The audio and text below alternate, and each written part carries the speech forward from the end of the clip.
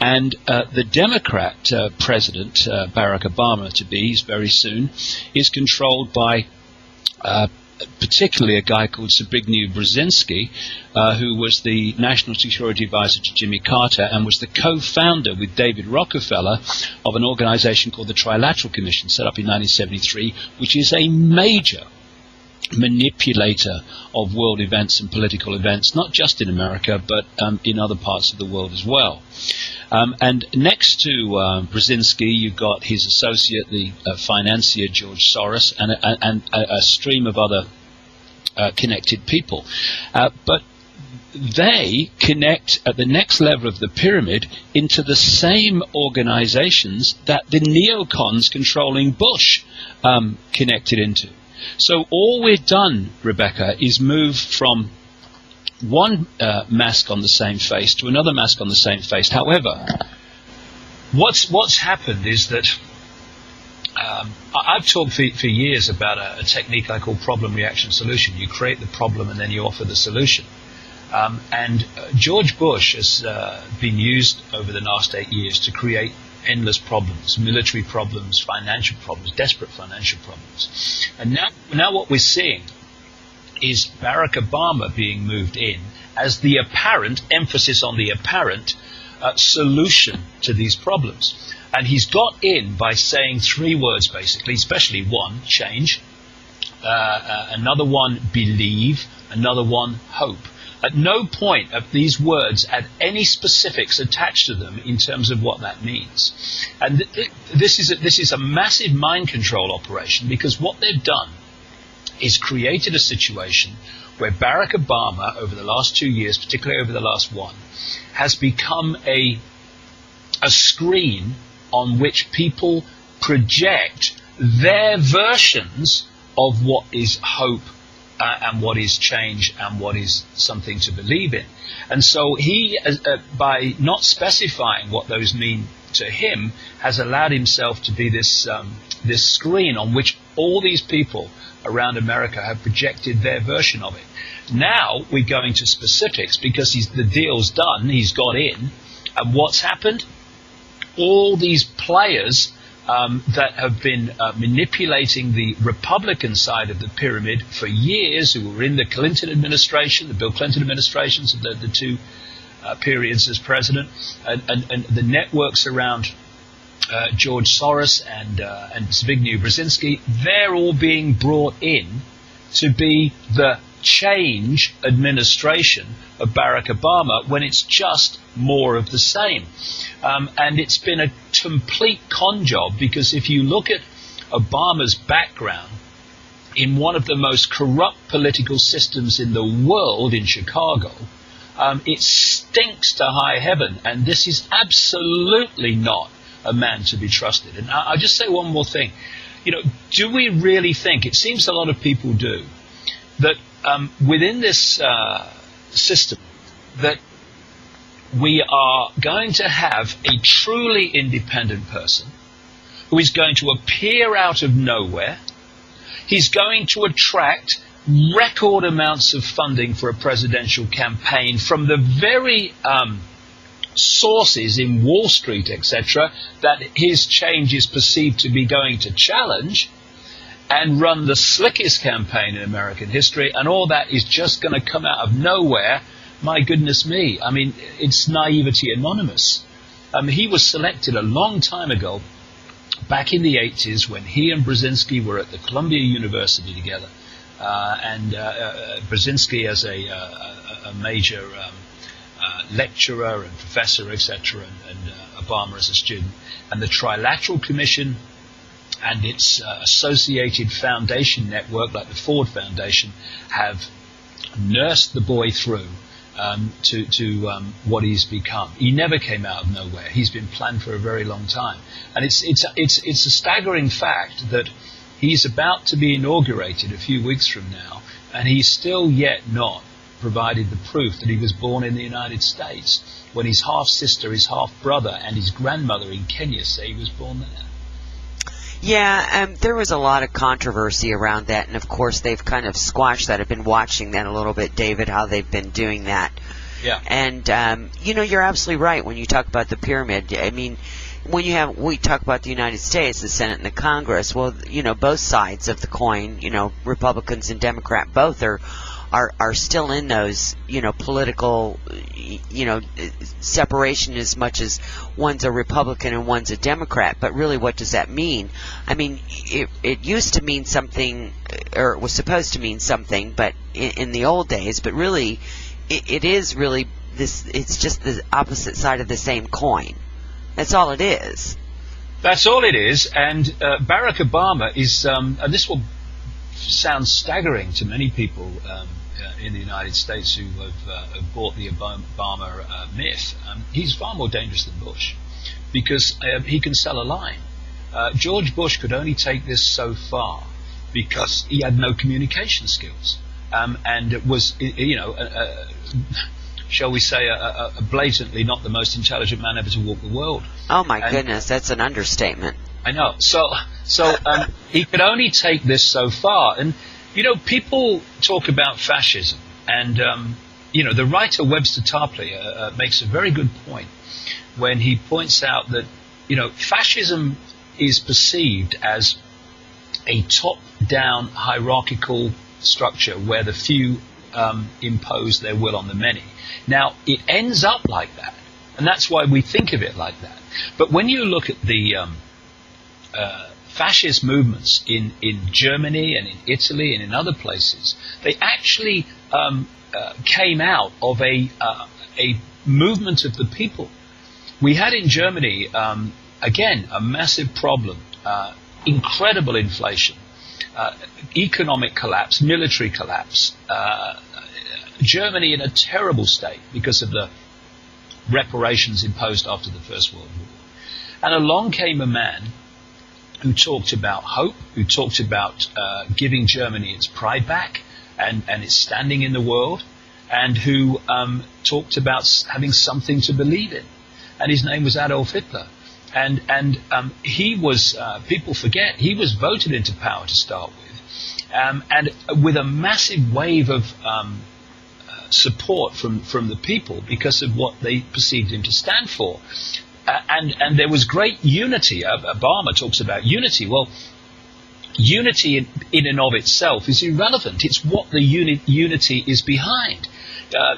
There was great unity in Germany behind Hitler and the Nazis for a long time until it suddenly dawned on them what had actually born. It wasn't a dream, it was a nightmare. Similar thing happened in Italy, a people's movement in terms of bringing Mussolini to power and stuff like that. And when I see Obama talking about having a civilian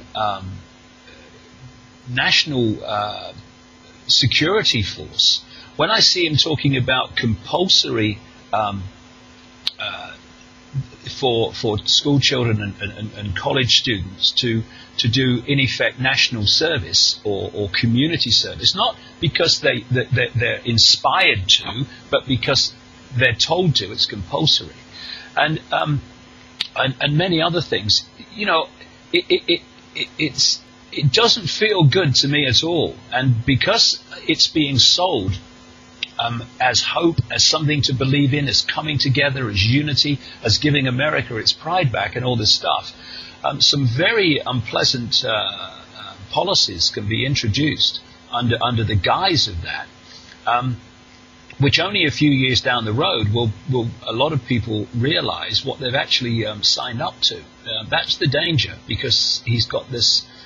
Well, if you're awake, he hasn't got the ability. He's an open book. I mean, he's the most openly fraudulent speaker and manipulator of the audience. But if you're not, then you can see that he can get people to believe in things, because he has done. He's got them to believe in him when he's actually got no political record. His background in Chicago is full of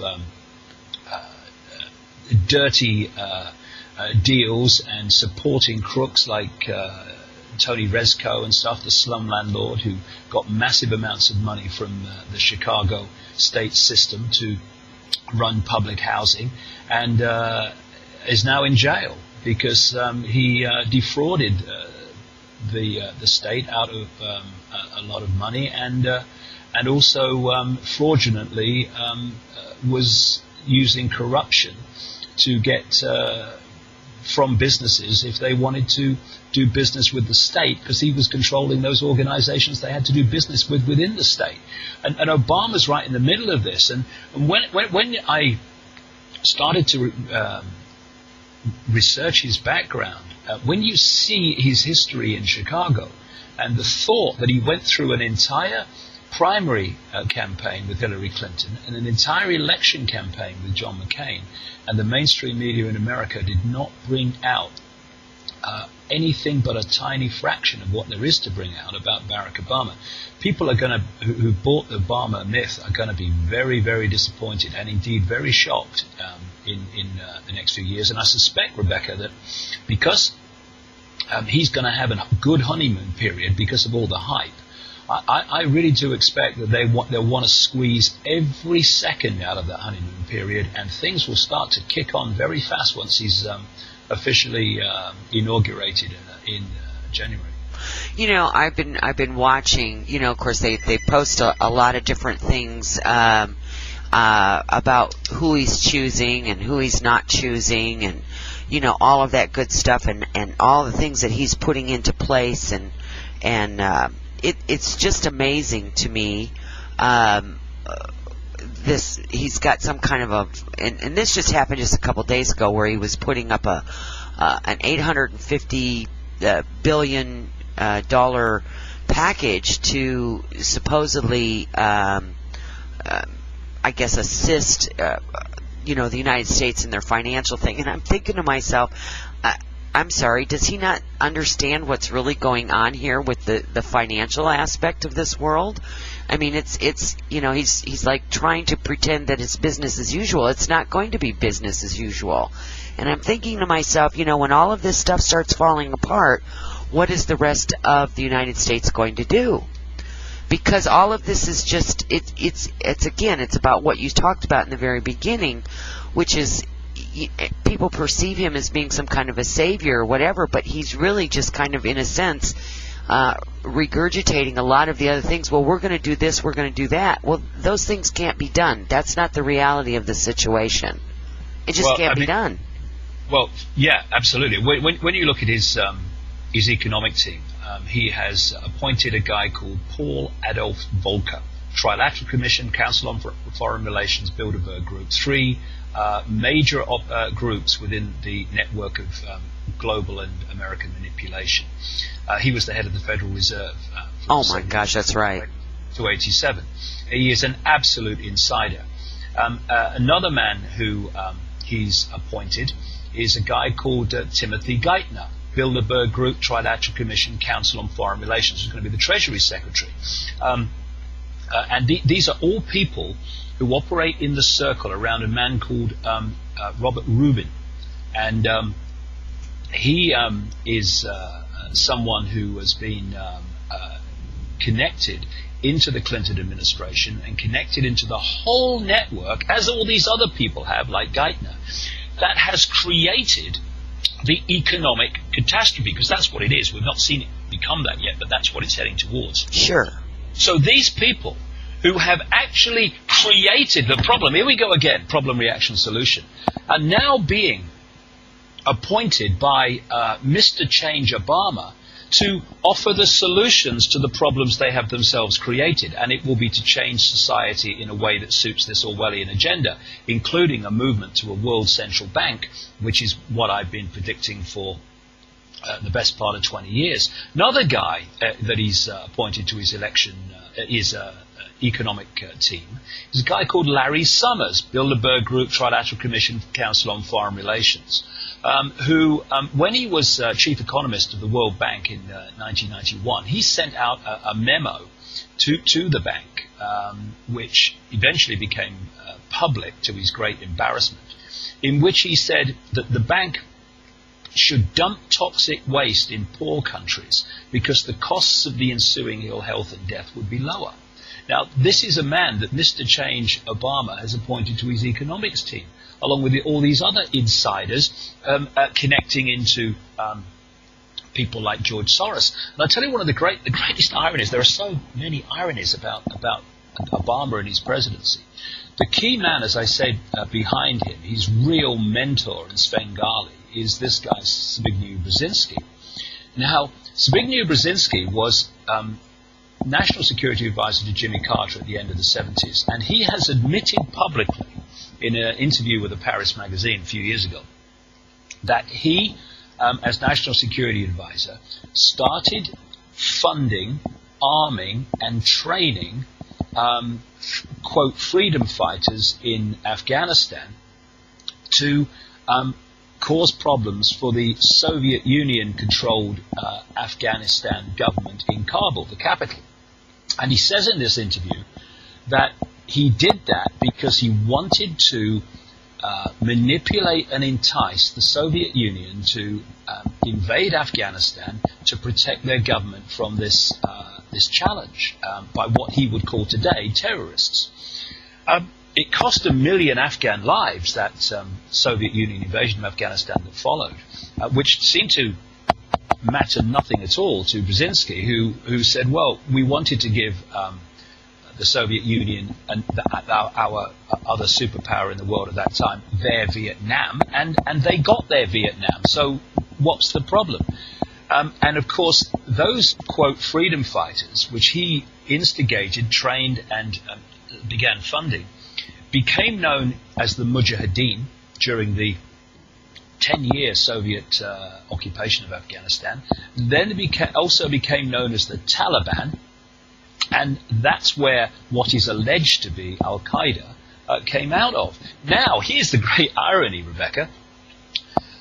Barack Obama is saying we need to vastly increase the number of troops, including European troops, in Afghanistan to fight the Taliban, which were initially triggered, funded, and created in that form by the man behind Barack Obama, Zbigniew Brzezinski. This is what happens when you've got the pyramid with the two parties on either side of it, and you've also got an agenda. The agenda is for the centralization of global power in the hands of a tiny few people with a world government, world central bank, world army, microchip population, and a world currency, which would be all electronic, no physical cash. Now, the agenda is the key. That's the God. So you do anything that's necessary in that moment to advance that agenda. And so at one time, it suits the agenda to create the Mujahideen and the Taliban and bring Osama bin Laden out of the 51st state of America, one of many, called Saudi Arabia, to front the whole thing up with the resistance to the Soviet Union in Afghanistan. But a bit further down the line, it suits the agenda to go to war with them, your own creation. And people say, well, that's a contradiction, but it's not, because the agenda stops it being a contradiction, because both those apparent contradictory situations are connected by pursuit of the agenda and what most is effective in that way at that time. And at the moment, it's most effective from their point of view to send vast numbers of troops into Afghanistan to go for the Taliban. This is how it works. Once you know how it fits together and what the techniques are, what appear on the public stage to be vast contradictions are not contradictions at all. I think that's probably part of what is going on when you look at the agendas that they've had in place, David, for many, many, many years. When they start putting these things together, all of these things sometimes take 20, 30, 40, 50 years before whatever their agenda is can be in place. And it's just amazing. Like yourself and other people have come onto my show, and they've shared all of these secrets and all of these things that come out, and really it's about opening people's eyes and letting them know that it's just not as it appears to be. Now, the other thing that I wanted to kind of go with you on this is I'd like to get back to the children and the school age and the college children and stuff. What I would like to do, though, is just take a quick break, and then when we come back, I'd like to get into that aspect about how they're supposed to be servicing and serving by, community service and all of that. Yeah. Okay. So, you guys hang on. We're going to be right back with more of David in just a moment. All right, welcome back, everyone. And again, we have David Icke with us, and we have been very, very busy in the first part of this hour talking about Barack Obama. Again, I urge you to visit David's website. That's davidicke.com. And David, I was reading the article, which is davidicke.com/Obama, where you wrote on that, and you were talking about how they want to have our children kind of be mandatory, if you will, and it said so on the website, to devote some of their time to community service, and they wanted this for older children as well as for college students. And then I guess they got a lot of flack, and they changed some of the verbiage and to come back. And that really is, when you think about it, that really is a mechanism where they are trying to unify the country by saying, oh, let's all get together and let's do something really, really good for each other by having our children do this and do that. And they're making many, many things mandatory. And again, it's watching the financial information, it's watching who he's picking, and all of these things. And I was like, as soon as he got elected, all these things started to just become very crystal clear to me that he just has an agenda just like everyone else has an agenda. And he's being manipulated just like the rest of the world basically is being manipulated. It's all been about manipulation and mind control and that kind of stuff. So, if you'd like to take the next few minutes, maybe talk a little bit more about that, about the manipulation, the mind control, as well as maybe what people can really start looking at to expand that so that they can themselves get out of that and look at it from a different perspective. Obama is a front man. All presidents are front men, and they stay there so long as they do as they're told, and they are selected on the basis that they will do as they're told, and that they can sell the policies of those behind them. So when you look again, it's so important to look back at Obama's history in Chicago, to see that this man will do anything to get elected and to get what passes for power, and it's only a power of a certain kind, because the real power's in the shadows behind him. And as I said earlier, he's got this honeymoon period. He's particularly got enormous numbers of young people behind him, and just like demagogues do. And he's going to be used, and he will willingly be used to use these words like hope and coming together and a new America and all the rest of it to get these young people to form together, and older people too, to form together in networks and organizations which are designed to actually be enforcers of the people in general. So, Hitler had the Hitler Youth Movement. Yes. They all do this stuff. And it's quite interesting. Here's a quote from a Zbigniew Brzezinski book, which was written before Obama even ran for president. He says in this book, needed social reassessment can be encouraged by deliberate civil education. It stresses the notion of service to a higher cause than oneself. As some have occasionally urged, a major step in that direction would be the adoption of an obligatory period of national service for every young adult, perhaps involving a variety of congressionally approved domestic or foreign good works. If you read Brzezinski's books, before Obama was even heard of on a national stage, Obama's running on his policies. And when you also go further back to the 1960s, and a Brzezinski book called Between Two Ages, America's Role in the Technotronic Era. He says this in that book: the Technotronic era involves the gradual appearance of a more controlled society. Such a society would be dominated by an elite, unrestrained by traditional values. Soon it will be possible to assert almost continuous surveillance over every citizen and maintain up-to-date complete files containing even the most personal information about the citizen.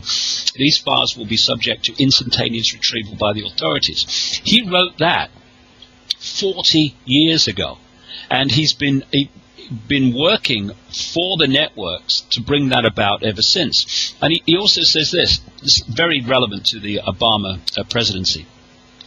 Today, again 40 years ago, today we are again witnessing the emergence of transnational elites whose ties cut across national boundaries. It is likely that before long the social elites of most of the more advanced countries will be highly internationalist or globalist in spirit and outlook. The nation state is gradually yielding its sovereignty. Further progress will require greater American sacrifices, in other words, giving its sovereignty away, more intensive efforts to shape a new world monetary structure. That's what this crash is all about now. Sure. Will have to be undertaken with some consequent risk to the present relatively favorable American position. What does Obama say? America's going to have to make sacrifices to solve all these problems and rebuild itself. And of course, as I've been saying in my books for goodness knows how many years, the war on the nation state, which Brzezinski was articulating there 40 years ago, is required to bring about what the aim is, which is a global centralized dictatorship run by a world government whose decisions are imposed by a world army.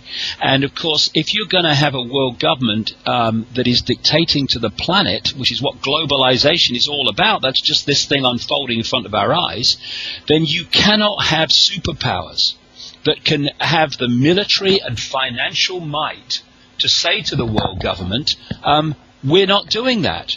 So, as I said years ago, around the time of the invasion of Iraq, they are using America to destroy America. That's the idea. That whole period of the Bush 8 years was about completing the process, or virtually completing it, Obama's supposed to complete it, of destroying America in the sense that we know America, militarily, and of course we're now seeing it financially. So when America is destroyed financially, militarily, etc., in terms of being a superpower, it can then be assimilated into this global centralized superstate as it never could in its all-powerful military and economic might. So this is what it's about. This is what it's doing. Now, what Obama's being brought in to do is to sell as coming together a new world, in the sense that he's been talking about,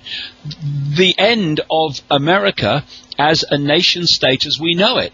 And this includes absorbing America into a North American Union, first of all with Canada and Mexico, and then expanding down into Central and South America, just as we've got the European Union. In Europe now, 70 to 75% of the laws that are imposed on British people are originating from the European Union and not the national parliament.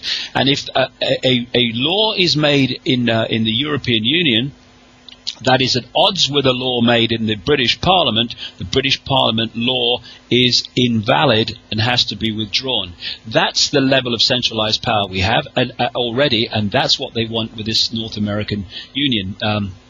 The end of the dollar. That's why they're attacking the dollar. They want the end of the dollar, and they want a new North American currency to replace the American dollar, the Canadian dollar, and the peso. And so Obama is the man who's being brought in with the silver tongue, i.e. reading someone else's words on autocue, to sell this final destruction of America as not the final destruction of America, but the new America, the new way forward, everyone coming together in peace and harmony and all that stuff. If only that was true, but it isn't. It's a cover story for pushing this agenda on to very close to its ultimate end. Well, and so that being said, what is your consensus? What do you think I mean, it's already happened as the European Union. What do you think that people here in the United States and America can do that would maybe deflect some of what's going on? Is there anything that can be done with this, David? Whether it be in the Americas or the rest of the world, because it really is moving into that. Again, it's the statement that you made, you create the problem, and then it's the reaction, and then we're going to be the savior. We're going to come and fix it. Yeah. They are the causing all of this. And I'm really pretty dumbfounded that people can't see that they're doing that. I mean, here in the United States, just to give you a really quick example, here a few months ago, gas just absolutely went outrageously high here. And then all of a sudden, it dropped right back down, and hadn't seen prices like this in many years. Now all of a sudden, we don't hear that, but we have other issues going on, right? We don't hear about that. The gas just keeps dropping and dropping. Now all of a sudden, the gas is going back up, and OPEC is going to stop, production. And can you people not see the yo-yo that they're doing? They try to keep people in this state of frustration, this state of not knowing, not understanding. And here it goes. It just goes on and on and on. So what can we do? What can we do? Well, there's different levels of this. Sure. Yeah, I mean, if you look at a purely, if you like, 5 sense level, physical level, everyday experience level, if we look at the numbers, the number of those who are knowingly manipulating this agenda into place are tiny compared with the global population, tiny in terms of the American population. And so the only way that they can impose their will upon the vast majority is to divide and rule the vast majority, and to put them in a state of fear so that they are looking outside of themselves. This is what happens. When people are in fear, they look outside of themselves to other people to protect them from what they've been manipulated to fear. And i.e., I've got a problem, tell me the solution. And you're giving your power away all the time. And dividing and ruling people on the fault lines of religion, political persuasion, income bracket, color, and all the rest of it, which Obama is really, really going to exploit. This is not a man who is racism is wrong. He's going to really exploit those divisions. You watch in the next few years. And so these fault lines are what divides and rules the majority, so the few can manipulate them and play them off against each other. And the general population is, A, in a state of fear and confusion because of what's going on, and B, at war with itself, blaming each other and trying to impose their belief systems on each other in religions and stuff like that, and the fault lines of race, all these things I've talked about. So number one, we need to grow up, start to become adult, and start to realize that these fictitious, fake fault lines of division do not have to be there. We allow them to be there, and if we go on judging people and dividing with other people on the basis of race, religion, income bracket, culture, age bracket, whatever, then America, the world in general, but we're talking about America here, is going to be divided and ruled into a fascist dictatorship within a short number of years. If we can grow up enough to stop fighting with each other over these irrelevant differences and unite behind the thing that affects us all and also affects our children and grandchildren, which is basic freedom and basic rights to live our lives as we see fit without imposition by the state, then we're starting to get a chance, because this whole system can only operate and can only function with the cooperation of the people in general. It can't function otherwise. Okay, Obama stands up outside the White House on day one and said, okay, we're going to do this. Well, what if the American people in vast numbers say we're not doing that.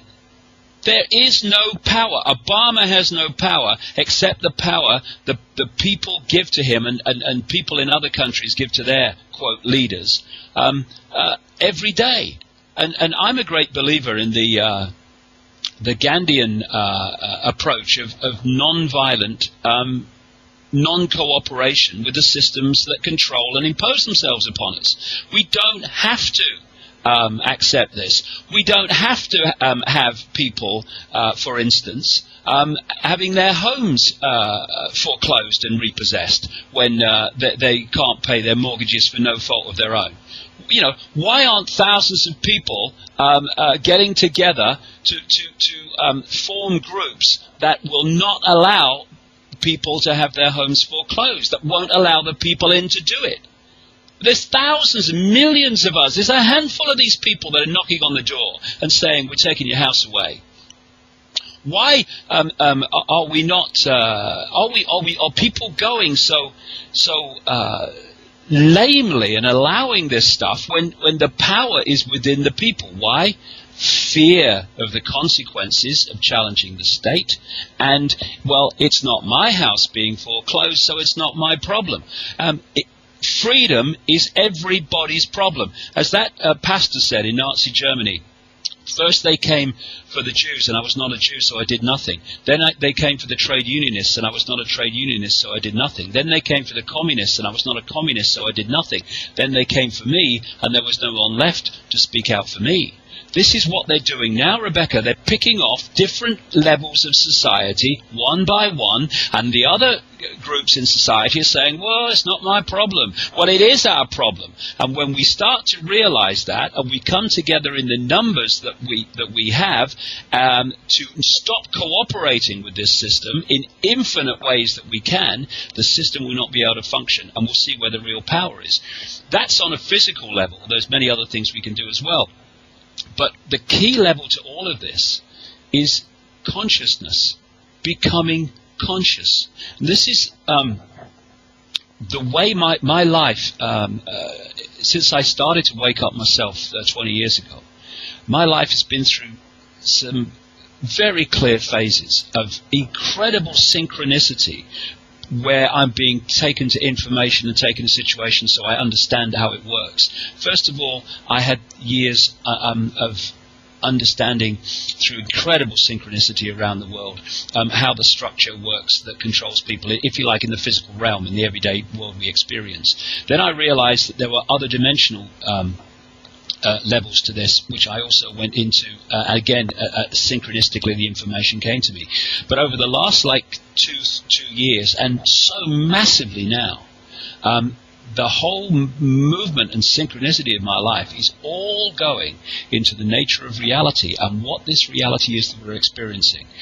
What you realize is that what we call the physical world is, in effect, a projection. It's like it's a illusory three-dimensional projection, but it's like a projection on a movie screen. And by the time it hits the physical world, the one we experience all the time, the deal's done. It's already a done deal, just as the movie is when it hits the screen. It really is no good standing by the screen, screaming at the movie screen, and demanding that it changes, because by then there ain't going to change. You've got to get back to the projection room and see where it's being projected from and change the real. And it's being projected out of what we call, and psychologists call, the collective unconscious mind. That's what's projecting it. And that's where we need to become conscious. And we need to get out of what we call mind, because mind is the program and is the movie that we're experiencing. Mind is a very, very low level of awareness. It's childlike, computer-like. That's why people who are in mind, which is the vast majority of people on the planet, because the whole system is designed to put you in mind from the first time you start entering this world as a child, because it's a computer-like in its nature, very much along the lines of that portrayed in the Matrix movies. You get people who are in mind who are incredibly predictable. This is one great reason, Rebecca, why these guys can manipulate vast numbers of people, because they know that if they can hold them in a state of mind, as opposed to true consciousness, then they can pretty well predict that if you put in data here, problem, you're going to get reaction out here at the end of it. And this is why you all over the world, you see this. I've been to so many countries and experienced so many different cultures. Wherever you go, if you put a certain situation in, like you call it data if you like, you're going to get the same reaction. I don't care if they're black, white, or sky blue, pink, or Hindus, Jews, or Christians or Muslims or whatever, you get the same reaction basically. Why? Because they're in mind and they're in the same computer program. When we become conscious, which symbolically is moving into the heart rather than the head, and coming from a point of view of feeling, coming from the point of view of intuition, knowing rather than just thinking, then you can start to see through the program. You can start to see what mind cannot see, because mind is part of the program. Try telling this computer sitting in front of me something that is about consciousness and coming from a level of consciousness. It can't do it. It's a computer. It just reacts to data. That's what mind does. So we've got to start getting out of mind and into consciousness, and we do that by well, basically the process that I've gone through, and I see so many other people going through. It goes like this. The first key point, the most important thing, is to have an intent that you want to get out of mind and into consciousness. That intent is an incredibly powerful energy if you really mean it. And what then starts to happen is that energy of intent, it's like a magnetic energy, like all energy is, gets projected by your intent, and it draws to it other energy fields, people, places, ways of life, experiences, synchronicity, that draw to you what you need in terms of experience, information, and other things to break out of mind into true consciousness. And what happens to a lot of people is when they make this intent, and this process starts, they look at some of the things that come towards them, which are people they often don't like, that give them very challenging experiences. Maybe their relationship ends, maybe they lose their job, whatever.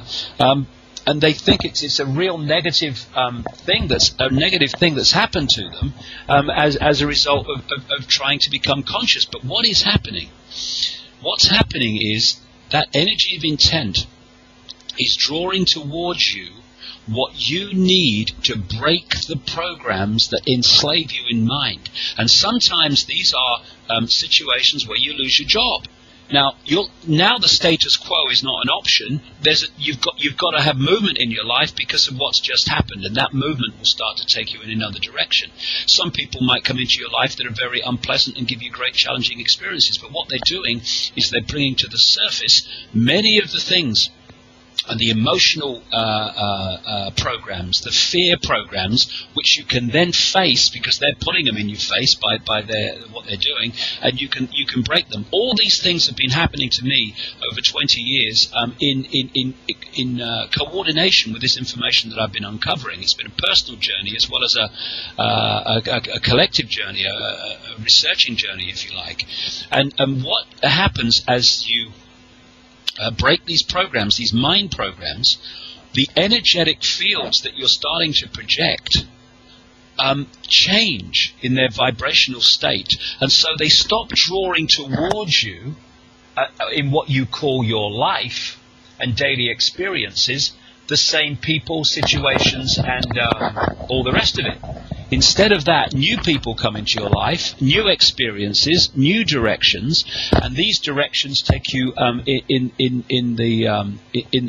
the road towards consciousness and towards breaking up these mind programs. And as this starts to happen, you start to see the mind program that you were in before and therefore couldn't see. And you go, it's so obvious. Why didn't I see it? Oh my gosh, David. That you is were so in awesome. the program. You were in the program. Now you're out of it. You're in it physically. You're in this world physically, but now you're not of it in terms of the point you're observing it from. And that's the change that needs to take place. And it's taking place in vast numbers of people worldwide. And what I want to do here now is we need to take a break. We're at the top of the hour, and when we come back, we're going to have some other affiliates join us. And I want to continue this because this kind of gets along with some of the other things that we talked about prior to you coming onto the show today, what we wanted to cover. So for the rest of you, sit back and enjoy, and we'll be back in just a moment. All right, everyone, welcome back. And for those of you who are just joining us, we are here visiting with David Icke today. And please understand that the first hour will be available tomorrow. It will be up on the archives. They're free of charge. Just go ahead and go to the website, journeyswithrebecca.com, so you can listen to the entire message that David has for us today. David, we left off in the last hour here talking about, we've just moved in from one thing into the other, which is, I like what you said, get out of mind and into consciousness. You know, and it's very funny because you were talking, not funny in a ha-ha way, but similar experiences I've been going through myself, and just looking at the world and going, you know, everything just seems kind of surreal. I have many, many more days like that than it ever used to be. You just kind of drive down the road going, why am I even doing this? This is just you know, not even needed, or you know, it's just all these things that come in, you know, as you're experiencing this and you're going through, and it can be a little confusing. And believe it or not, I've had other people that have shared the same thing with me. So this is right along the lines of what people now can put into some kind of thought process of, okay, now I have a better understanding of what I'm experiencing, because somewhere along the way they've had that intent to get out of mind and into consciousness. And that being said, you know, this whole thing, like you said, is you know, when I first watched, believe it or not, the Matrix movie, I got done and I went, oh my God, I think that is more true than what anybody even understands. Because, and it may not be identical, but I think it's very, very interesting, because one of the other things too, David, is that there's a lot of things that have been presented to us right in our face, and we all think of it as sci-fi or fantasy or whatever, but what's the best way to hide the truth? Is to put it in front of people. Yeah, exactly. If you take the Matrix and the Matrix movies to be mind, and those outside of the Matrix to be consciousness, that's quite a good analogy of the way the whole thing works. It wasn't. They didn't use that analogy in the movies themselves, but if you do use that analogy, it's very close to what we were talking about before the break. So now that gets along to, are we now talking about your version of the nature of reality? Would you like to go into that next before we go in and answer some questions for people today, or what would you like to do with that? Well, you know, this direction that my life's been going for the last few years, and massively so now. I mean, I'm going into some real deep stuff, real pushing the cutting edge forward miles at the moment, in terms of the subjects that we're talking about, in terms of reality and what this reality is and how it's created, how it's projected. But I've become aware over the last few years, since my research has moved on, and not just my research, but I've had like a little bit of information, and suddenly it's triggered an awareness that's just overpowered me, and oh God, yes, I can see it now. That's how it is. And what that is, it's the memory coming back, because we all know this stuff, but we are locked into a fraction of our consciousness, which we call the conscious mind, and therefore we're not aware of the vast, enormous amount of information and awareness that we have in a non-conscious state. Anyway, and I began to realize that the internet is very, very similar in theme to this reality, and the what we call the physical body is actually a computer, a very, very sophisticated holographic computer, and not just a computer like the one on the desk in front of me now, which I have to put data in, and then it reacts to it, Right. as it's programmed to react to it. But also it has the ability, in terms of the body, to be what they call biological computers. In other words, they don't just react to data, they can assess it and make decisions on it. That's what we call evolution, you see, evolution of the body. The body computer is taking in information from its environment all the time, and it is reacting to that information and changing in terms of that information. Very simple example is the way the immune system works and reacts to events, and the way the body changes its temperature when it goes into a cold place or whether it goes into a warm place. It's all the time reacting to the environment because it's a computer, and it's a highly advanced one, and it's created to do that. And if you do not impose consciousness upon the computer, i.e. if you don't have a computer operator, then the computer will run itself. And this is what I have seen more and more, the more I've awakened and the more I've become conscious, that the vast numbers of people on this planet are in computer mode. The consciousness level of them is not taking part in the decision-making process. The computer's running the show, and that's why people are so unbelievably predictable.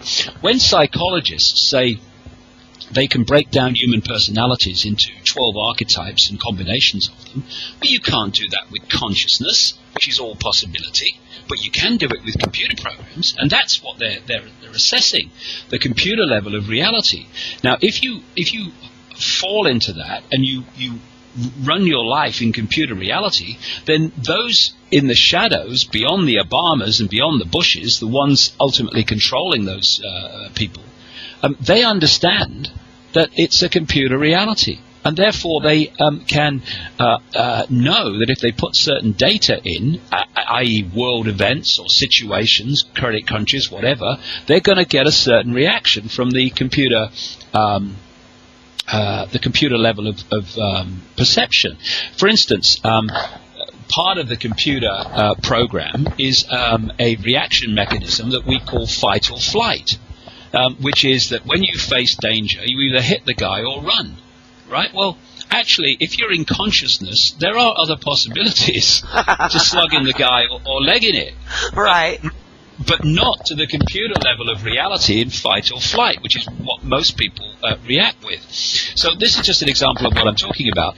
And therefore, what the computer is doing is, because if you look at the makeup, makeup of the planet, never mind the makeup of the human body, it is a crystalline structure. It's crystal. It's a crystal. And every membrane of every cell, and we have trillions of them, is a crystalline substance, right? So DNA is crystalline.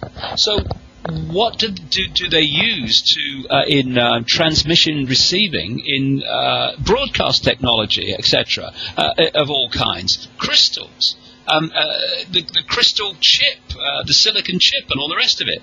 And so what the body computer is doing is picking up the projected reality, just like a television in the front room picks up a broadcast signal and turns it into pictures on the screen. People say, "Tell me about television." They say, "Oh, well, it's moving pictures on the screen." Well, yes, it is. But the only place that television exists in that form is on the screen. Everywhere else, it's broadcast vibrational fields and electronic circuits, etc. People say, "Tell me about the internet." Oh, yeah, well, it's websites and it's graphics and it's colors and it's words and it's pictures on the screen. Yes, it is. But the only place the internet exists in that form is on the screen. Everywhere else, it is mathematical codes and electronic circuits, etc. And our screen is the body, particularly the brain, which is decoding broadcast frequencies into holographic pictures, which we perceive to be the solid world around us. Now, the reason that quantum physics has found that the idea is that everything physical is made of atoms, but quantum physicists have found that the atoms have no solidity. They're just pockets of energy. So how can something that has no solidity make up this apparently solid world? It can't, because the world is not solid. It's just an illusion that's decoded in our brain by our body computer from a non-physical frequency field state into an apparently physical three-dimensional state. Just in simple terms, what a computer or a television is doing. So, and if no consciousness is involved, to take a step back and look at this from another perspective, then the computer just goes on decoding what I call the cosmic internet, and that's what people, vast majority of people, call life. They're just programs following the program, just like the woman in the red dress in the Matrix movie. That was a digital insert into the program that looked as human as you and me. Now, once you start to get conscious, you start to see the program. And when you see the program, then we can start doing something about it. And so this awakening, which is absolutely happening as people are now more and more becoming more conscious, that's what's happening when they start to see the program and the world for what it is, rather than what they thought it was when they were in it and of it. And when I started on this journey nearly 40 years ago, which started before this, but one key moment in the very, very early days was I went to see a psychic lady because I was feeling a presence around me wherever I went, and when I was in a room alone, it always felt as if there was someone there. And I went to see a psychic lady, not telling her anything about this, just to see if she would pick up what the heck was happening around me. And she went into psychic mode in 1990, in March 1990, and started telling me that I was going to go out on a world stage and eventually be, quote, world famous, putting out great secrets. And that I would write books and all this stuff, which I thought was, come on, you're having a laugh. I'm a television presenter. Leave me alone. What's going on? But it's all kind of happened. Now, the reason I tell that story is that another thing that was given to me at that time through the psychic was there is going to be a spiritual revolution in his lifetime. Because, in effect, a vibrational change is coming, which is going to wake people up and act like a spiritual alarm clock and wake people up from their amnesia. The amnesia is being caught in the mind program. My first book, as a result of those experiences, which I wrote in 1990 and was published in 1991, was called Truth Vibrations. And it was called Truth Vibrations because I was talking about this vibrational change that was coming. Now, there seemed no sign of it at the time. But having travelled to nearly 50 countries in the last 20 years, and more so now, I'm seeing it ever more blatantly, there is an awakening. It's not the majority, it's not anything like the majority yet, but it is a increasingly vast number of people. And what that process is people, helped by this vibrational change, are becoming conscious. The mind program, the concrete program, is breaking down. And what that means is, because consciousness is starting to become part of the perception process, the way the body computer decodes reality now has another level of input, another level of perception, another input into that decoding process, and thus what we're perceiving from the decoding process is changing. We're seeing things we didn't see before because consciousness is now allowing us to see. We are in this such a fantastic time where, yes, we've got all these things going on with the program trying to control us more and more to protect itself from this awakening.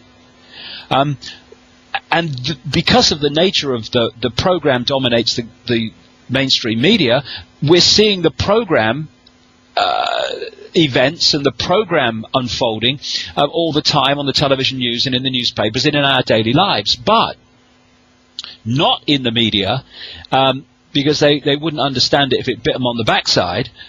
Most mainstream journalists, the vast majority, is this awakening that's going on quietly out of the public domain, most of it, which is becoming and teasing people awake.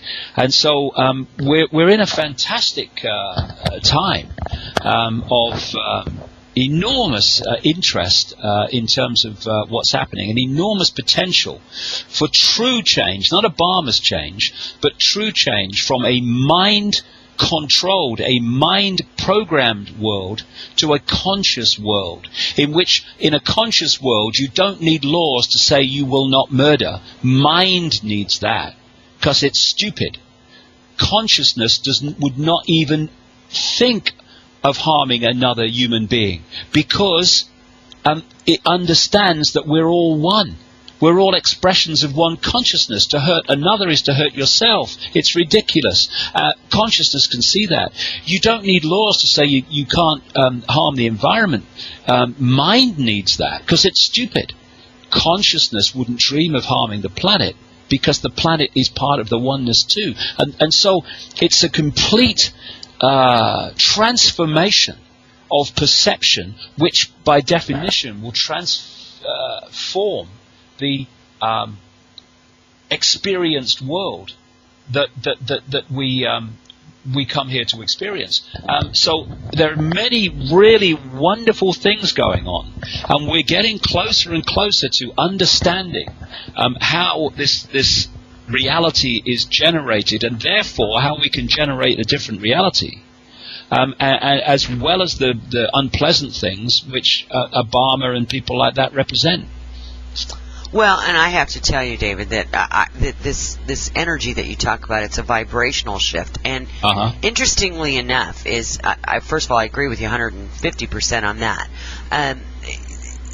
That more and more people are coming out saying, "Gosh, I feel like, time is changing, like things that, my senses are different, and like it's speeding up, like I feel like I'm vibrating sometimes." I mean, all of these comments that I get from people, it's just amazing. And you just kind of go, well, that's part of it. There is a new energy, if you will, or a new vibration, or certainly whatever you want to call it. Some people call it like a veil that's kind of been lifted, or the blanket, so to speak, has now become just a sheet instead of a heavy blanket, and they can sense more about what's going on. And it really is. It in all of its ugliness on parts of it, there's also all of this other stuff that's coming in that really it can be changed.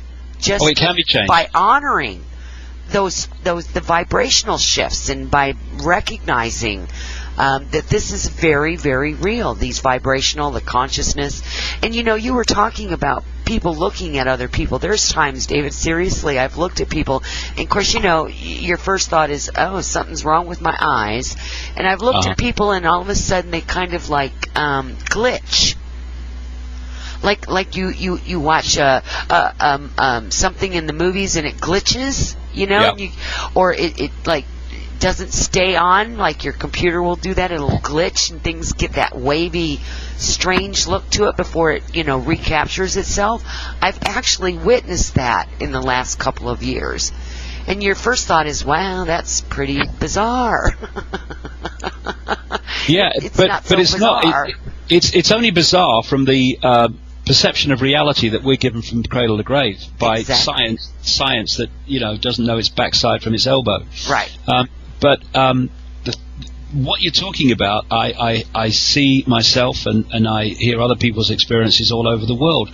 And the thing about time is interesting. When people say there is no time, and people think, well, just excuse me while I disappear up my bum, trying to understand that. What do you mean there's no time? Of course there is. There was yesterday, and there's now, and there's today. No.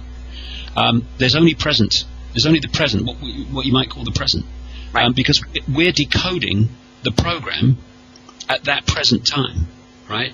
And as we decode the program, and a sequence of events unfolds as a result of us decoding the program, it appears, because one sequence follows another, that there is a movement into the future. There isn't.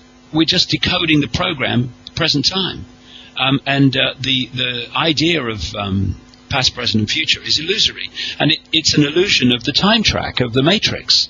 Once you move into consciousness, then by definition, because of the process I talked about a few minutes ago, where consciousness now starts to affect the way that we decode reality, decode the program, by definition, because the time illusion is part of the program, our perception of time and our interaction with what we call time is going to change. It's got to, because we're not decoding time like other people are decoding time. It was still slam bang in the program. So when Einstein made the point that if you, I'm paraphrasing him here, but if you put your finger into a saucepan of boiling water, time seems to pass very slowly. And if you're in the company of a beautiful woman, as he put it, then time seems to pass very fast, because time doesn't exist. It's only our relationship to a perception of something we call time, which is a sequence of events. And something we'd like to be over tends to seem to, take a long time. Drag on. Something we're enjoying seems to go quickly, because it's a different relationship to time in the experience that we're having, and therefore the state of consciousness we're in at the time we're having these different experiences. Our relationship to what we call time is absolutely going to change. I'll tell you what, we've seen nothing yet. It's important that we get this information out, because then when people experience these things, they're not so frightened, because they have an understanding of what's going on. And it's not a bad thing. It's a great thing. It's setting us free. Wonderful, wonderful time. And it's interesting, you realize that you can see the same thing from different perspectives, and they appear to be at odds with each other, but both are true. It's just the perspective from which you're looking at it from. And so we can see the collapse of the money system and the collapse of the system in general, which they are instigating. We can see that on one level as a real bad thing, because it's manipulating and taking away what we have believed to be our security and our sense of security. But let's go back a little while to what I was saying earlier.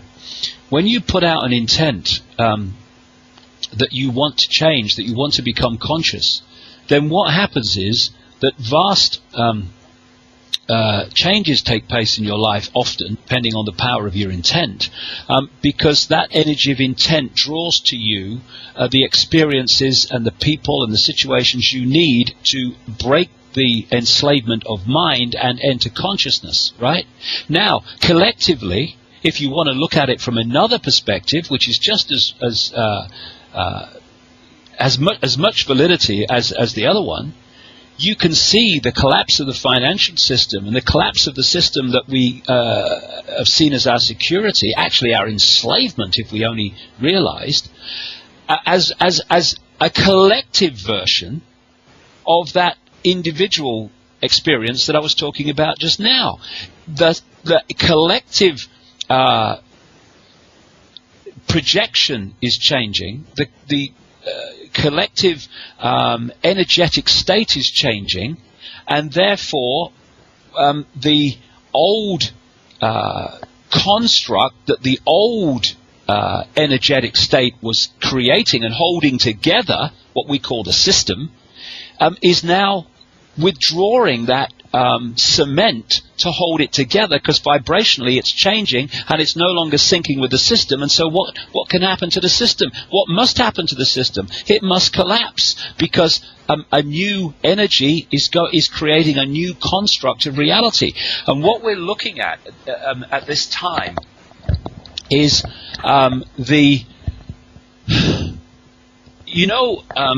when you have a dam and it's holding back water. If you leave it alone, then the water will be calm and just sit there, and that's fine. But over a period of time, the dam starts to get undermined. It starts to become less and less solid and together. Now, that period takes a very, very, very long time. Eventually, you see cracks appear. Now, once the cracks start to appear, it can be a very short time before the whole dam collapses. And what happens when the dam collapses is the water cascades down the valley. It's in total chaos and confusion, or apparently so, until eventually the water finds calmness and balance again, harmony, in the new situation that it's found itself in. A new reality. We are now, symbolically, in that point where the dam is bursting and that water is starting to cascade. And we're therefore, in short, we're in that period of confusion and chaos as the old breaks down so the new can emerge. And if we hold that thought, hold that awareness, then some of the things that are going to happen as this soul system collapses are not going to be as frightening. In fact, we can start on one level at least to welcome them, because we have the understanding that what has been enslaving us, we're actually watching collapse, so that the new, the conscious world can emerge from that transition. So on one level, yes, I've been exposing the manipulation and the stuff for 20 years, and I'll still do it because people need to know about it. But there are all these other very, very positive elements to what's going on if you see them from another perspective. Right, and we talked about that and before the beginning of the show, David. And what I'd like to do now is I know that you're still doing some refinement. You still have some other information that you're gathering. But I would absolutely be delighted to have you come back and talk about that aspect of it at a later time. I know you're going to be traveling a lot here in the over the next few months, and we're going to get into all of that here in just a little bit. But it's just absolutely, I cannot tell you what a delight this is the information that you're sharing with people. I can hear it literally click into a lot of people, and this is what's going to make it fabulous. It really is. And your words are so important. Your information is so important. And they need to keep hearing this over and over again to break that cycle of programming that is going on and that is, still going to continue. But the point is that we all have an opportunity here, and this is a very delightful time, an auspicious time to be here at this time in order to create what I like to call a new paradigm and of what it really could be for all of us. And wouldn't that just be delightful? To live how we were supposed to live. Yeah,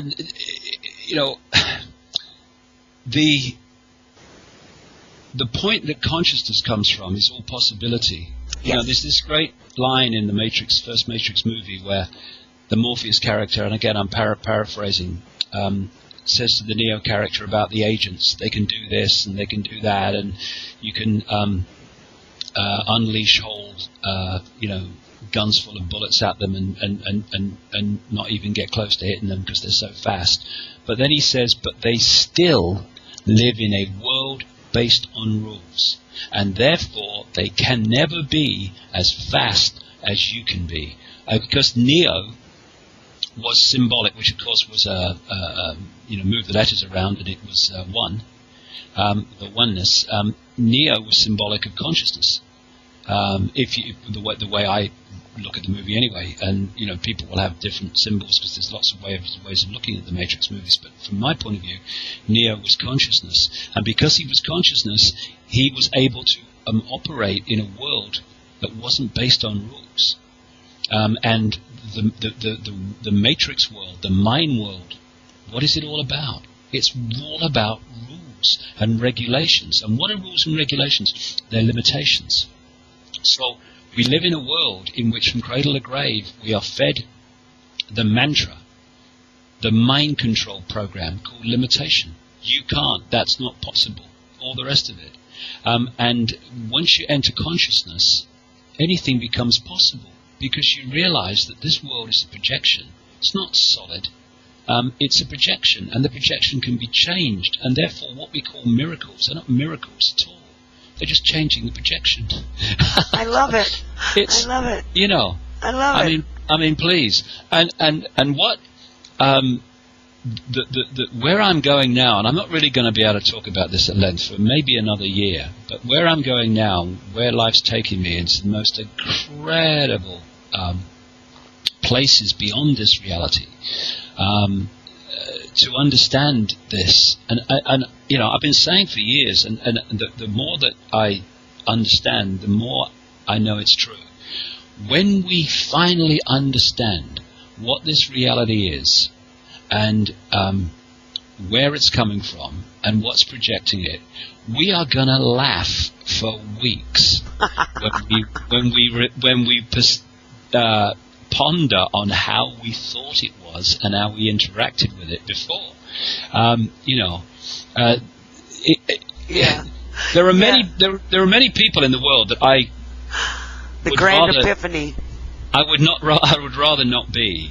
But right up there at the top of the Premier League are these guys behind the manipulation. I feel sorry for them because there's a tidal wave of energy coming. It's going to wash them away, and one day they'll become conscious. But it will be more of a challenge for them because they've got such a greater chasm to leap, but they'll become conscious. Everyone will become conscious eventually, and then we'll realize there are no limitations in terms of what we can do. Anything's possible. It's just a manifestation of consciousness. You know. Okay, everybody, you know, who's listening, just think of something now. Think of a blue car. You've created it, and if you know what you're doing, you can manifest it. Because it's a projection, and you just take it from the subconscious world, what we call the subconscious realm, and you project it into the holographic realm, we call the five sense world, and suddenly it's a blue car. I mean, the idea of scarcity, the idea of some must have, therefore some must not have, is bloody nonsense. It's just the way the program wants us to see the world. So for some to have, some must have not. Abundance is just a new understanding away. When we drop the limitations and the chains of the idea of scarcity, and we start to know that abundance is just a projection away. It's a wonderful time to be alive. I wouldn't want to be anywhere else than anyone else doing anything else than me doing this and being here now. Oh, that is absolutely fabulous. And I love what you're saying, and I believe what you're saying, and I know I should say what you're saying.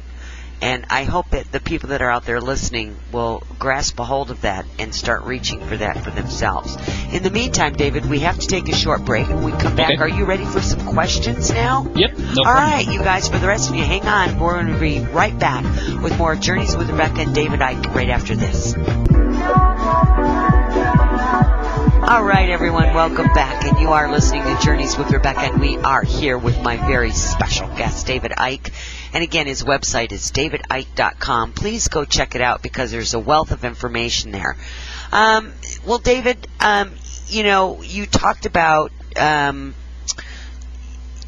our perception of time and how, you know, like a lot of people at work, it seems like their day just keeps dragging on and on and on, but maybe when they get home from work and they might be visiting with friends or whatever, all of a sudden it's like time to go to bed. And time goes by really fast. And that's the way this has been with me and you today. It just went by extraordinarily fast. But we do have some questions that the audience did write in. And I have 4 of them here. And if you would, I would like to go ahead and present those to you right now. Okay. Okay, now this first one is from Barbara. And she writes this. It's as though our planet is being systematically changed into a more habitable place for another race and less habitable for humans and animals. The race that is taking over the planet Earth must not need air to breathe, chemtrails, air pollution, or food to eat, GMO, brand foods, pesticides, herbicides. Everything that they are doing will harm the human body, but it must be something they will be able to thrive in. Are we being squeezed off the planet? I think there's a lot of truth in that in terms of the ambition and the agenda. As I was saying earlier, when I started off on this journey 20 years ago, consciously started on it anyway, I've been on it all my life when I look back, I first of all was taken synchronistically through all the five sense level of it and the human level of it and all the rest of it, and then I started to realize, and the whole synchronicity of my life was taking me in this direction very fast at that time, that there was actually a non-human element to this whole story. But I emphasize again, this non-human element is still part of the projection. It's not the projector, it's not projecting this reality, it is a part of the projection, another level of the program. And so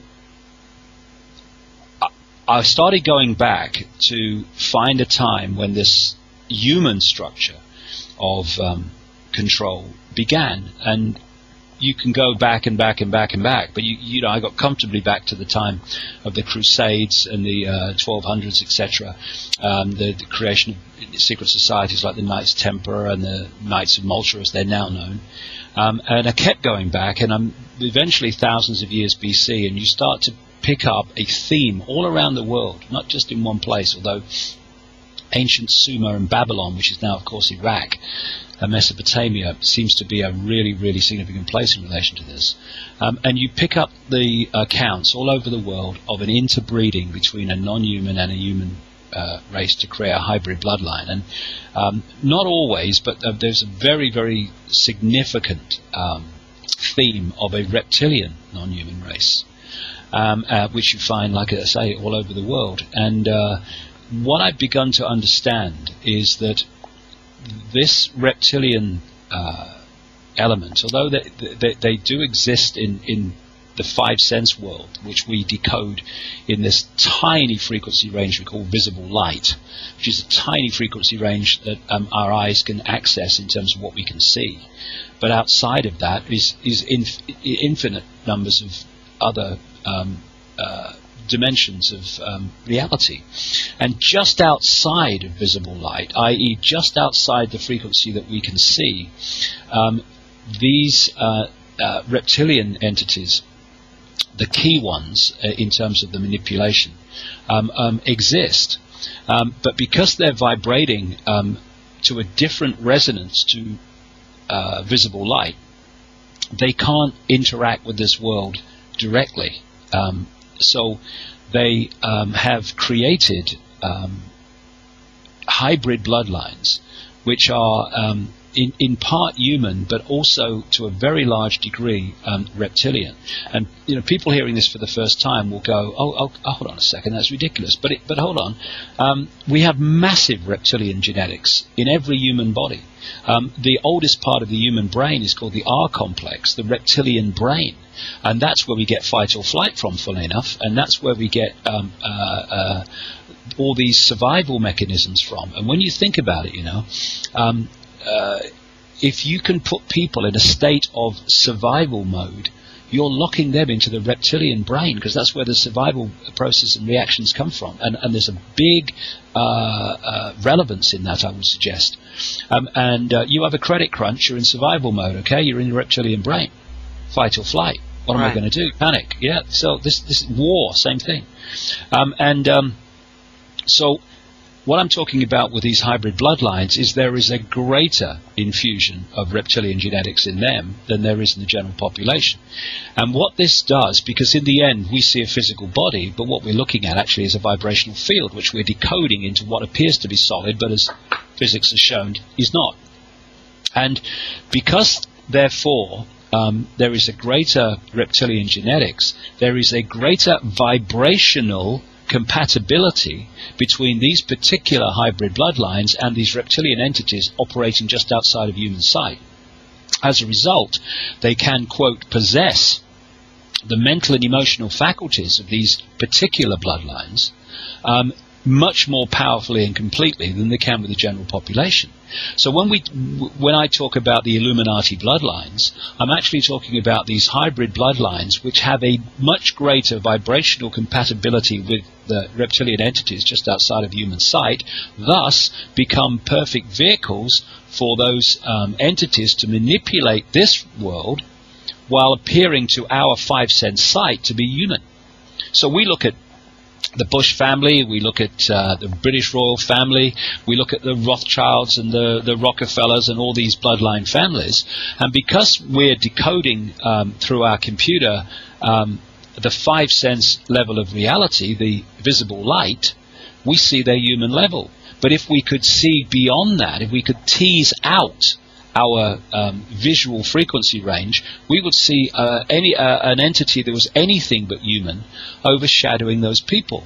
And it's interesting, I got a friend who's very much into the scientific community, and he has an associate who is not into my stuff at all, probably knows nothing about it. He's a scientist who, and I don't agree with what he's doing, but he's a scientist that's been doing a research project to develop iris scanning technology for airports and stuff like that, you know. And what this has done, in his last project, it led him to, under magnification, looking at 2,300 pairs of eyes.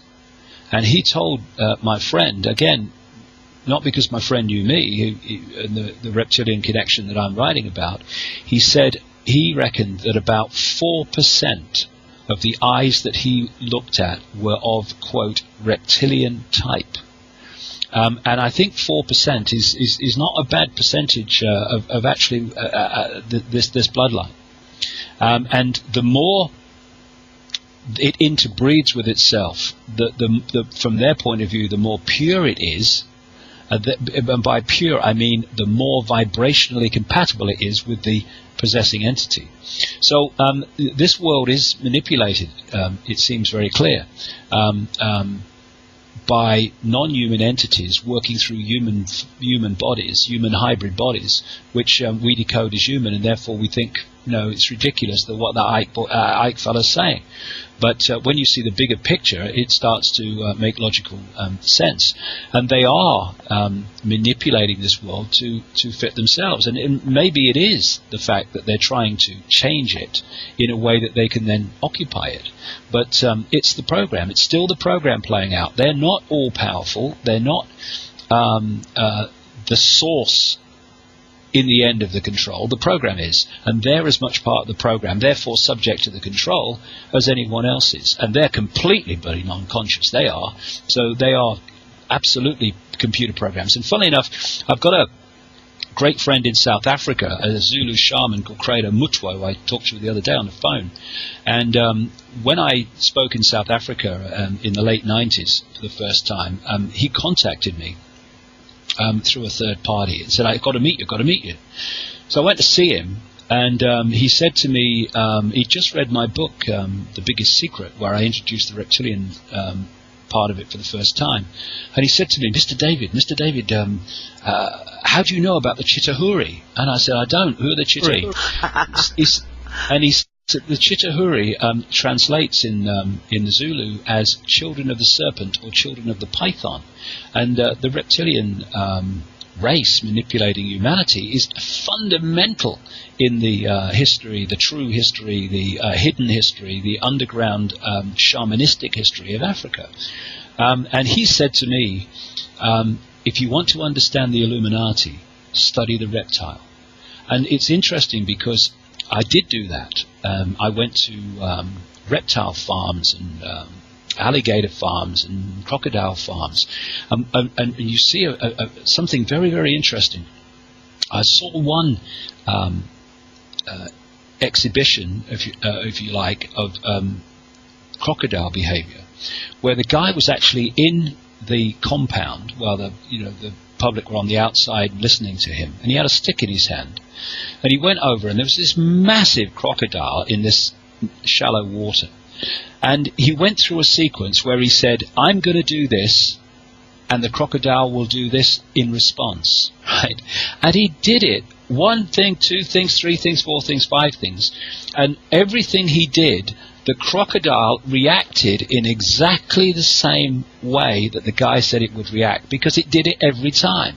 Now, what else do we know that reacts the same every time you do the same thing? A computer. And it seems to me that reptilian genetics are more computer-like in their decoding of the program than even human genetics. The Illuminati, when you study them, are incredibly predictable and very callable in the way that they act, because they are so computer-like.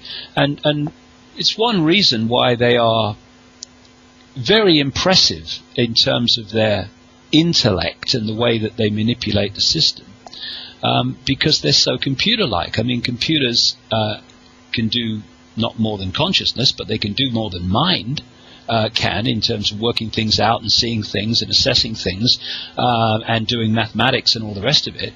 And in the same way, these reptilian bloodlines, the top notch of them anyway, are very good at that. But this is another thing. What's happened is the computer is clever. So cleverness, intellect, the computer mind, has become something to worship within this reality. He's got a great mind. Oh, he's so intellectual. But, you know, when I talk to intellectuals about the stuff we've been talking about today, I have to put it in baby steps, which I don't have to put it in when I'm talking to people who are more awake. But to an intellectual, I spoke at Oxford University, the Oxford Union, the famous debating society at the Oxford University, a few months ago, and I had to put my presentation in baby steps so these people would get it, and these were the so-called elite students. Why? Because they're stuck in mind, and they have developed their mind, which is what exam passing and stuff is all about, and therefore they've become more entrapped in mind than the general population. The irony is not lost. And the thing is that cleverness, mind, without wisdom, consciousness, is the most destructive force on earth. And it's because the program is dominated by cleverness and not wisdom that we have the world that we have. It's very clever to know how to create an atomic bomb. It's not wise to do so, however. And this is the difference. And this is what happens when mind is replaced by consciousness. Cleverness is replaced by wisdom, which is both clever in terms of its knowledge, but also wise in its use of knowledge. And so these reptilian entities are absolutely locked into mind, and they're computer-like. And when I was in another state of consciousness a few years ago, and this female voice was talking to me as loud as mine is now for 5 hours about the nature of reality. One of the things it said to me was, if you were a computer and you were programmed to abuse children, would you have any problem with that? No, of course I wouldn't, because as a computer I would just play out the program. And so these computer-like reptilian bloodlines, reptilian hybrid bloodlines and reptilian control bloodlines are computer-like, and therefore they have no empathy with the consequences of others for their actions. So when we look at pepper bombing Baghdad, we're horrified. They have no emotional consequence for slaughtering hundreds of thousands of Iraqi civilians and children. 3,000 people on 9/11, no problem. No emotional consequence because of no empathy. And this is what we need to understand, because as I say to people, if you judge what these guys will do on the basis of what you would do, you've lost the plot. Exactly. I agree. We have 3 more questions, and we're just about out of time. So Okay, I'll be quick. Okay, so this one kind of goes along with what you were just talking about. This is from Brian, and he asked if you still believe that the Illuminati system of control will come crashing down, and if so, can you give us an example of how this will happen? Well, I think it will come down. I know it will come down, but it's going to go along the road of moving forward, or apparently so, for a while yet. But it will come down when people become conscious on in terms of numbers that will bring it down, because being unconscious is what's holding it together. Exactly. Once you get out of mind, we drop that state of consciousness, or lack of it, which is holding it together. So that's how it will come down, because it's just an energetic construct. Exactly. It's not. That's all it is. When the energetic vibration that is holding it together changes to a higher state of consciousness, a higher vibration, its previous manifestation, i.e. the construct, the control system, will collapse, because the energy holding it together will have gone. Take the cement out of a building, it's going to fall down. And so that's how it's going to come about. Now, the question is, when? It's already happening. Right. In terms of the build-up. The dam is already cracking, but the dam is still holding the water back. So we're going to see this process of control and seeking to manipulate more control going forward for a while yet. But it's doomed. It's doomed. It's doomed because the energetic state that is holding it together is doomed. There you go. I love that. All right, next question is really a two-parter. It's actually pretty easy. Could you comment on Jeb Bush's purported plans to run for the U.S. Senate, and do you foresee any significant revelations to the public regarding Jeb Bush's involvement with and connection to Huffman Aviation, which was a 9/11 flight school in Florida? And this is from J.S. Oh, yes. I mean, that whole Florida flight school system at Venice Airport was just a CIA front. Venice Airport is notorious for running drugs for the CIA, and Mohammed Attar was a drug runner for the CIA. And no way did he orchestrate 9/11. I mean, right. Please, intelligent life calling planet Earth here. Right. See, and if you look at the process, the CIA have a branch in Pakistan called the ISI, the Military Intelligence Agency of Pakistan. It's the CIA Pakistan branch. And the ISI are fundamentally connected to the Taliban. And what happens in Afghanistan is you've got all the poppy fields, which is then turned into drugs, and through a system which the ISI orchestrate and administer and what have you, and then a lot of them are shipped to the United States. And it was in Florida where Attar was involved in that. So when if you remember, the newspaper in India broke the story after 9/11 that the head of the ISI, a guy called Ahmed, had wired $100,000 to Mohammed Attar. Now, Ahmed was actually in Washington meeting State Department and CIA officials on 9/11. Just a coincidence, nothing to worry about. Right. And what would happen when that situation was revealed, surely, is that there would be moves against the guy who wired the money, because they were saying, it was part of funding the 9/11 terrorist attack. No, it wasn't. It was to do with the running drugs through Florida. And Attar's girlfriend, when he was living in Venice, in Florida, has publicly talked about the fact that he was running drugs, in the sense that he said the drugs were everywhere. He had loads and loads of money because he was running drugs. Of course he was. And she said whenever they ran out of drugs, they would go across to Venice Airport, where these flying schools were that trained the hijackers, and they'd come back with a great mass of drugs. it was a drug running operation, and what they did was use Attar and other CIA assets to be the fall guys, to be in the wrong place at the wrong time, to be blamed for it. If you say to Attar, look, I want you here as part of the drug running operation, but he doesn't know that actually being here would be part of the cover story for saying he was involved in 9/11. He would know that. Right. And this is how the whole thing was constructed. So those flying schools were fundamentally involved in that. And coming back to the question, the Bush family, Father Bush being the head of it, is notoriously, again, among researchers who research this, involved in the drug running operation. And so the Bushes are up to their neck in endless things that, as I've said, if Father Bush was jailed for all his crimes against humanity, he would have to reincarnate many times to complete the sentence.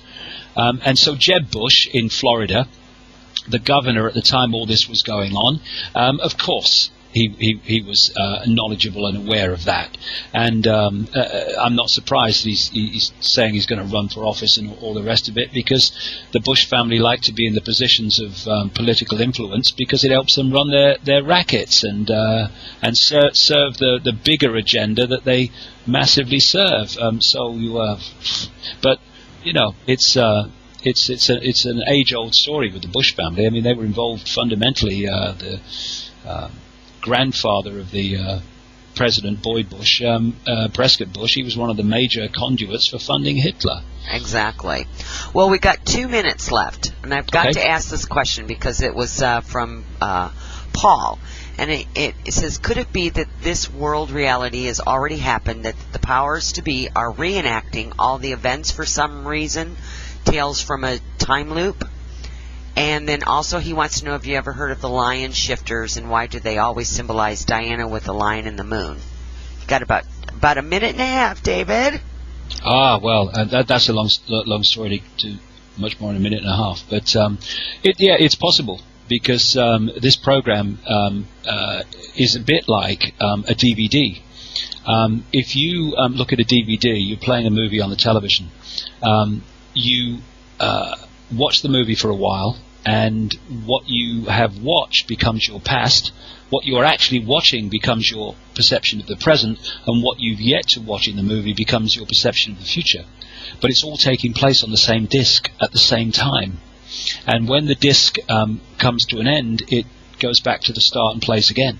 And there may be, I think the program does change, but I think the fundamentals of the program don't necessarily change that much.